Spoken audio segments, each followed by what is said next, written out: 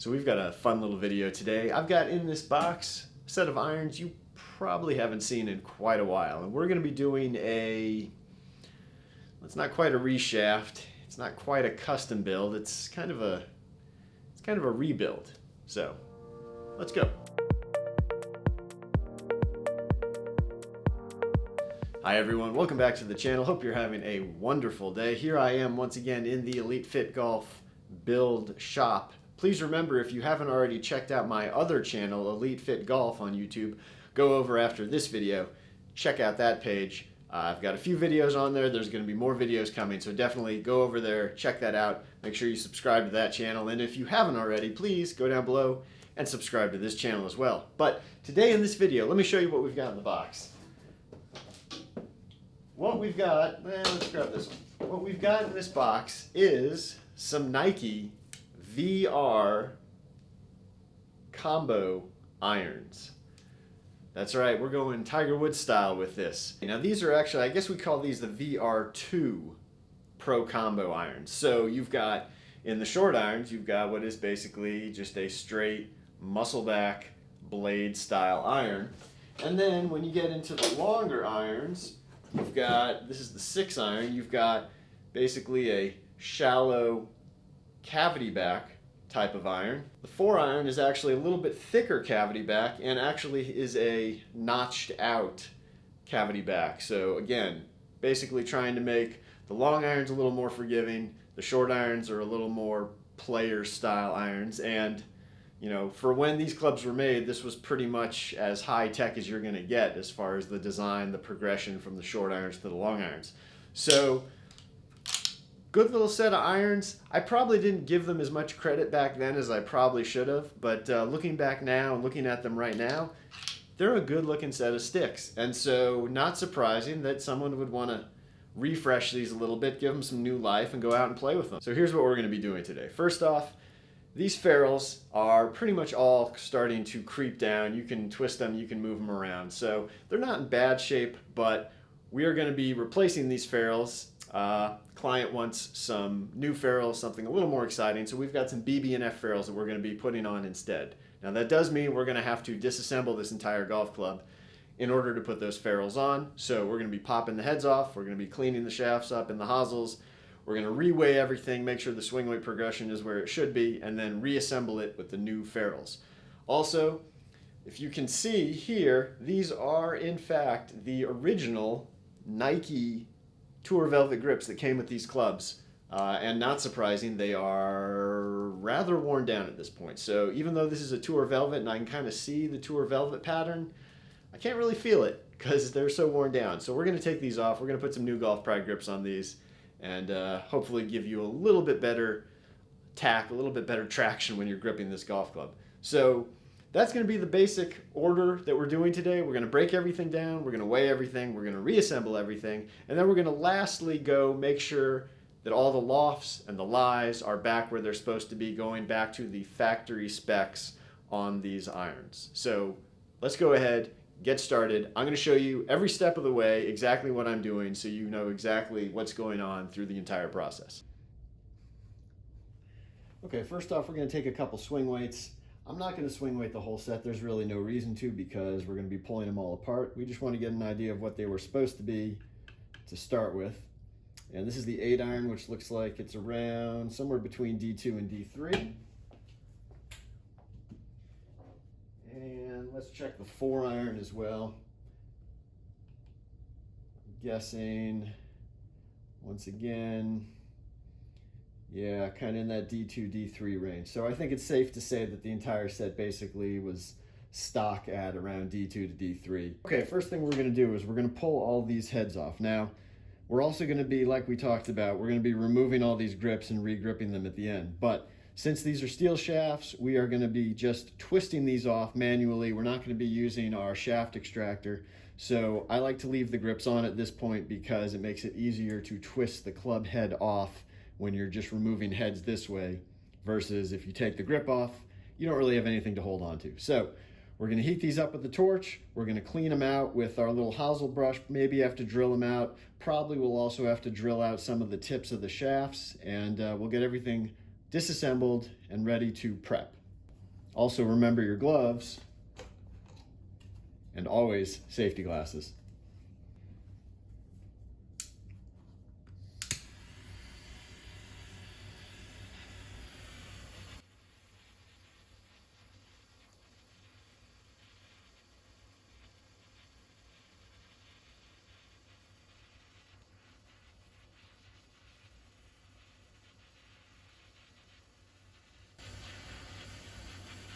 This older epoxy in general takes a little longer to break down, so don't be surprised if you have to heat it for at least 20 seconds, maybe more. I find the older the epoxy gets, I don't know if it's a matter of it being older or just the fact that the older epoxy was made to just not break down, but don't be surprised if it takes a while.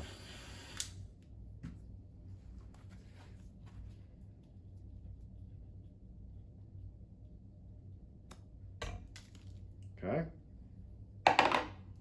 Clean out this hosel quick.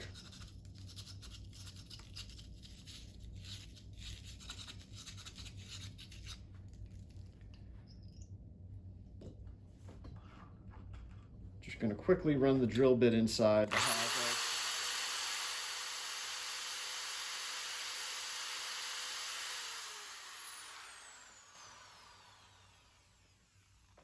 Just gently trying to clean out the bottom. I wasn't really pressing down, just sort of tapping it against the bottom of the hosel just to clean out, make sure we get all the old epoxy out. Shaft, as you can see, has some epoxy dried inside there, so we're going to need to drill that out again so we have a good vent hole for the new epoxy to go into. So we're just going to drill this out. Find a good angle to do this on the camera.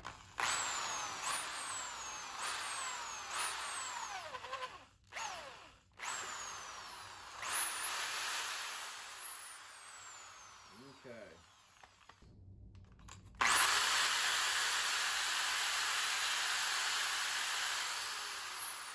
And we'll cut off the old ferrule.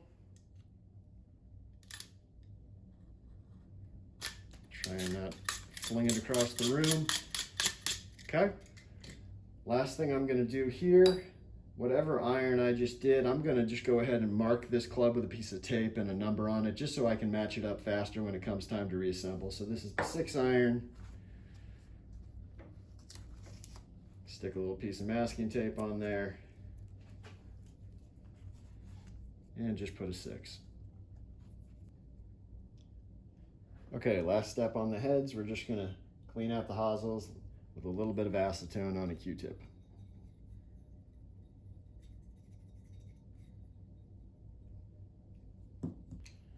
Okay, next up, we're going to cut these grips off, remove all the old tape.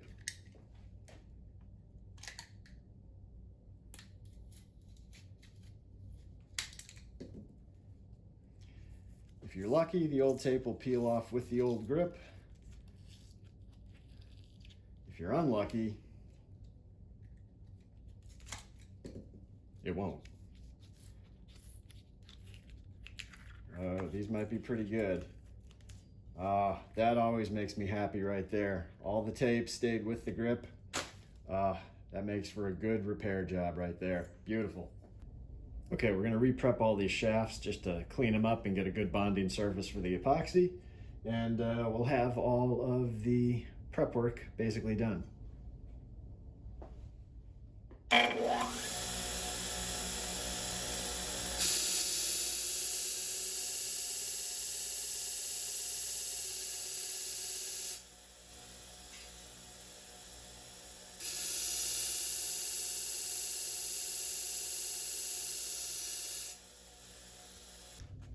Okay, these are our ferrules that we're going to be using.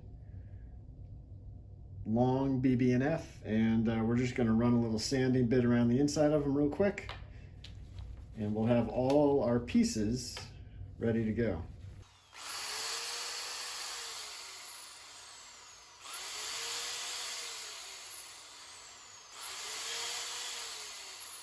Okay, so let me go through the process here of dry swing weighting this golf club. This is how I do it. Obviously, different people do it different ways, but this is how I do it.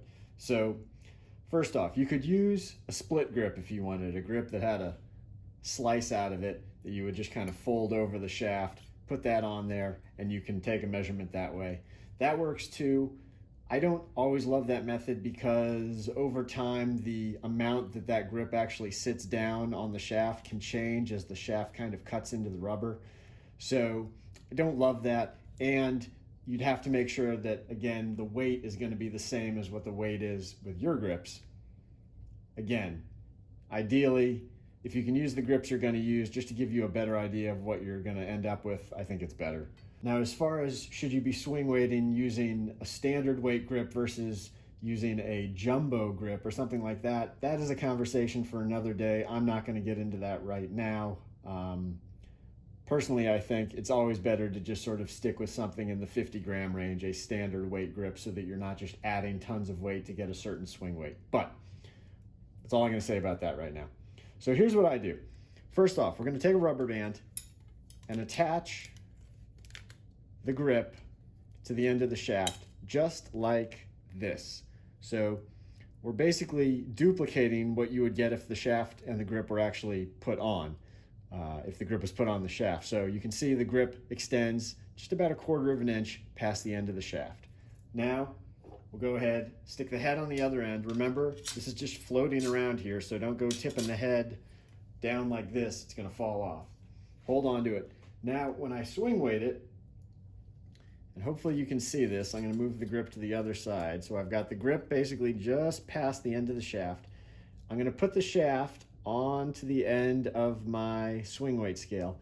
But look, I've got a little gap right here. I don't have the shaft pushed all the way up against the back of this because that wouldn't give us an accurate measurement, because that would make the club shorter than it's actually going to be. Remember, the end of this grip is going to give you a little bit extra added length, between 1/8 and 1/4 of an inch.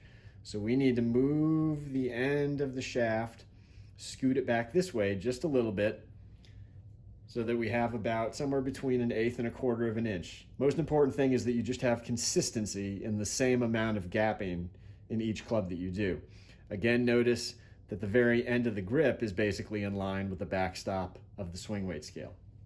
At this point, now we can get a pretty accurate swing weight measurement. In general, because it's not put together, it doesn't have the ferrule on it, and it doesn't have epoxy, it's going to come out about 1 swing weight point lighter than what you will find in the end when you put it all together. But you just factor that in when you're taking your measurements. So let's see what we get here.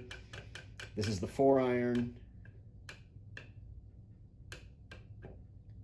And the 4-iron looks like it's right about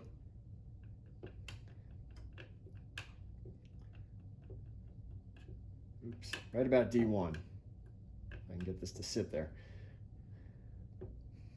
So the 4-iron is right about D1. Now, if you don't want to have to mess around with the whole getting the shaft in the right place, getting the grip rubber banded onto the shaft and all that, what you can basically do is just convert it. So right now we know that this is D1 as it sits right now. So now, if I take the grip off, throw it over there, and now put the shaft in without the grip and push it all the way to the end, and we take another swing weight measurement, obviously it's going to be a lot heavier in the swing weight because we don't have that grip weight. But what you'll find is, in this case, we went from D1 to just about E0. So you can basically use a conversion and say, well, this got about 9 points heavier. So I can weigh all the rest of the irons the same way. This is the 4-iron. Let's get, say, the 8-iron. If I put the 8-iron together and do it the same way, again, I've got the shaft butted up against the backstop of the swing weight scale, and I've got the head on the other end. The 8-iron's a little bit heavier, as you can see.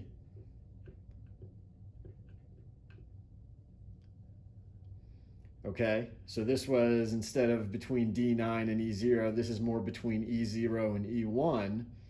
But what that tells me is, if we go back and put the grip on the way we had it before, what we should get is a swing weight that says about D2. So if we take this, take the head off so it doesn't fall on the ground. Again, we put the grip on, hanging over about 1/4 of an inch, just like that. We put the head back on the other side. We put it back on the swing weight scale, and we make sure again that we have that little bit of gap between the end of the shaft and the backstop of the scale. About right there. And the grip basically in line with the backstop at the edge of the grip. And now this should basically get us somewhere right about D2 if our conversion was correct. And as you can see, hopefully, there you go, right there, D2. So you don't need to do this whole rubber banding the grip onto the end of it or putting the grip onto the end of it and using a split grip or things like that. If you just do it one time, figure out what the conversion is between having the grip on and the gap here versus just having no grip and the end of the shaft backstopped against the back of the swing weight scale, then you can just go through the process like that very quickly and figure out, okay, everything is what I'm looking for if I want a D2 swing weight is actually going to be this way between E0 and E1. Okay, we got our 2-part epoxy already squeezed in. We're going to put a few shafting beads into the mix, just like that. We're going to mix this up for about 45 seconds.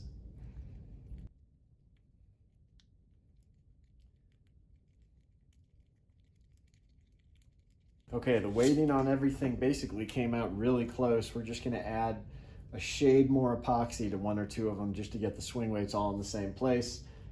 We don't have any tip weights, therefore we don't have any shims because these shafts were the same ones that were in them originally. So this is a pretty straightforward, pretty quick assembly process. Grab some of our ferrules and let's go ahead and get started. So, a little bit of epoxy down inside the hosel. Again, just enough to make sure you coat all the surfaces. Do not glob it in there. Okay. Touch of epoxy on the end of the shaft. Slide the ferrule up.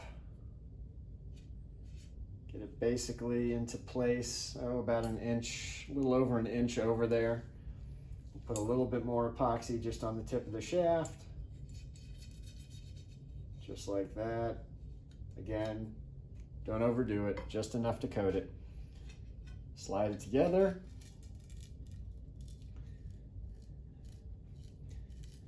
Make sure we push them in to get that ferrule all the way set. We'll tap it down a couple times. You'll hear it. If it isn't fully set, it's going to make a different noise until it gets fully set, and then it'll sound different. You'll know it's fully set in the bottom. Go ahead, rotate the shaft until we get it lined up correctly. So these have the dynamic gold shaft bands on them, so we want to make sure that those are in the right place. And there you go. Again, remember we wrote down the number of each iron, so I make sure that I'm putting the right iron shaft with the right head. Okay, come back with just a little bit of solvent. Wipe everything down, make sure we've got no epoxy fingerprints or anything like that on the shafts.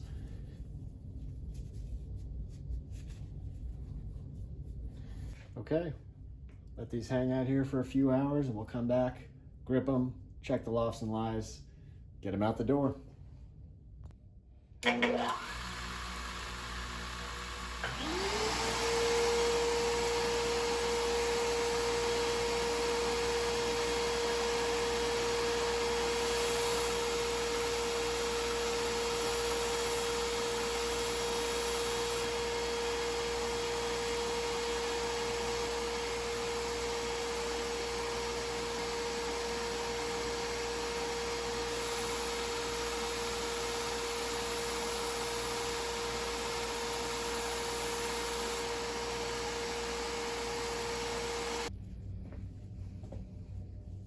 Okay, quick acetone wipe. Now I'm just using the lightest possible touch. As you can see here, I'm not putting any pressure on that ferrule. I'm just using the end of the towel to just brush it and just get a little tiny bit of that acetone on there. No pressure going onto it. No pressure going onto it at all, as you can see, just wiping it. And really, one of the things that's really helpful is if you're using good quality ferrules, they're going to take the shine and hold it much better than with a cheap plastic ferrule. So the better the ferrule you start with, the better the results usually end up being.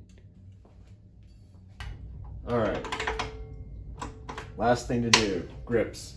These are going to be slightly built up on the lower hand, so I've got some extra wraps of tape that I've pre-cut basically so that they are shorter. First we're going to put on the shortest one. Next we're going to put on a slightly longer one over it, starting from the opposite direction, about a ½ inch longer than the first one. And that's going to help with that tapering. And then finally, we're going to take a piece of regular double-sided grip tape and run it down the entire length.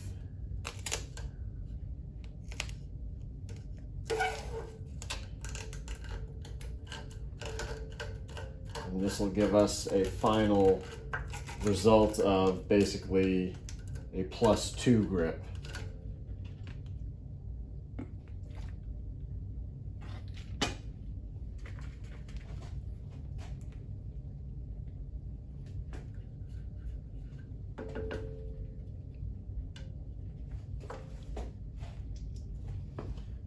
Slide that on, make sure our logos are pointed the right way.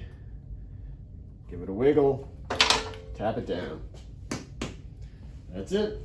Okay, the Nike Pro combos all set. We got the grips on, ferrules are turned down, the lofts and lies are all adjusted. The clubs look really good. These new ferrules and these new grips really make the whole thing pop. And I think definitely gives these clubs a new lease on life. So should be a fun little set of clubs to hit. I hope you enjoyed this video. This video obviously was a little bit longer than the videos I've been making recently, and if you're still watching at this point in time, I want to just say thank you.